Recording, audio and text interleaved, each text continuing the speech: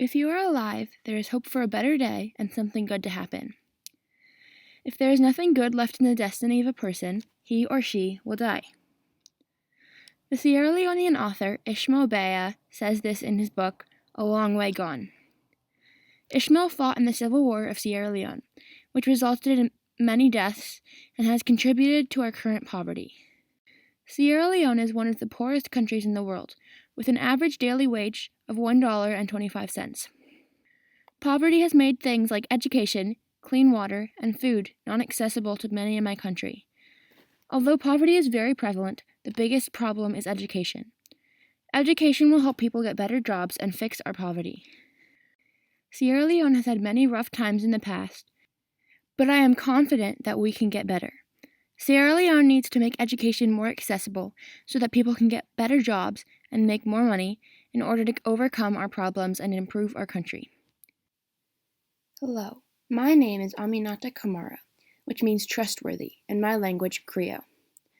I am 13 years old and I live in a small town in Sierra Leone. I live with my mother, 3 brothers, cousin, and aunt. My aunt and cousin live with us because my uncle died in the Civil War that lasted very long. I wasn't alive during it, but I have heard horrible stories and learned about it in my school. I did have a father, but he died from a deadly case of Ebola, a horrible disease that killed many in my country. We all miss him very much, and it has been hard sustaining our family without him. Most women in my village have many children. The fertility rate is 5 children per person. Most of the children survive and grow to at least their teens, but a lot of the time their mothers die during birth. I am very lucky that my mother is still alive. The maternal mortality rate is 1,120 deaths for every 100,000 births, while the infant mortality rate is 63 deaths for every 1,000 births. Since my father is dead, I have to work to make money so that we can stay fed, so unfortunately I am not able to go to school. My 2 older brothers don't either, but my little brother is still in primary school, so he goes 5 days a week. I went to school during primary school, which lasts around 6 years, but after that, you have to pay. I work farming rice with my mother and aunt. We travel to Freetown every day to sell the rice. But we don't have a car, so we have to travel on foot. Luckily, we do not live very far, so it only takes about an hour each way. My older brother and cousin work in the mines, which is incredibly hard. Many people in the mines don't get treated fairly, and they don't get paid nearly enough for their hard work. Sierra Leone has many diamonds, titanium ore, bauxite, iron ore, gold, and chromite, which makes us a popular area for big mining companies that take all of our resources while we don't really get benefited. The diamonds and minerals in Sierra Leone are not the only desirable things. Sierra Leone is also a very beautiful country. It is on the western coast of Africa and has many beautiful beaches. Our mother took us to the beach once and we got to swim in the ocean. I thought it was very beautiful, but I didn't like the water. It stung my eyes and got in my mouth and nose. Besides beaches, we also have mountains. In fact, the name Sierra Leone actually means Lion Mountains.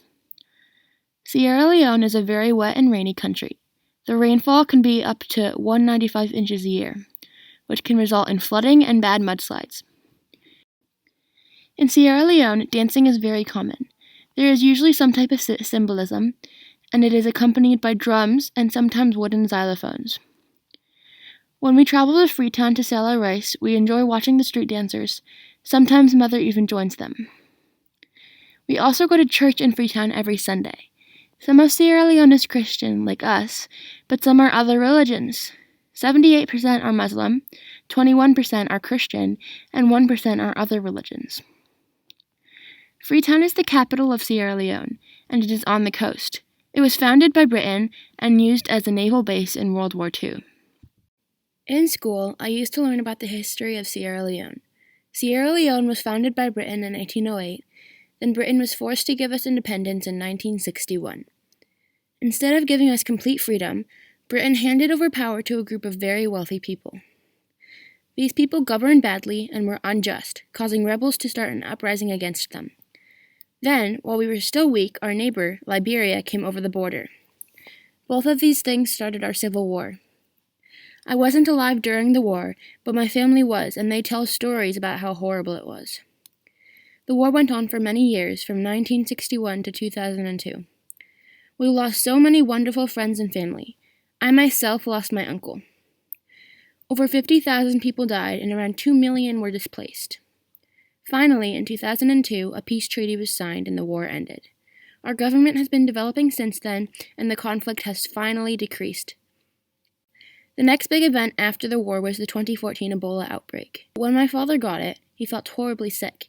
He had fever, headaches, chills, and muscle pain, and later before he died, he started vomiting and coughing blood.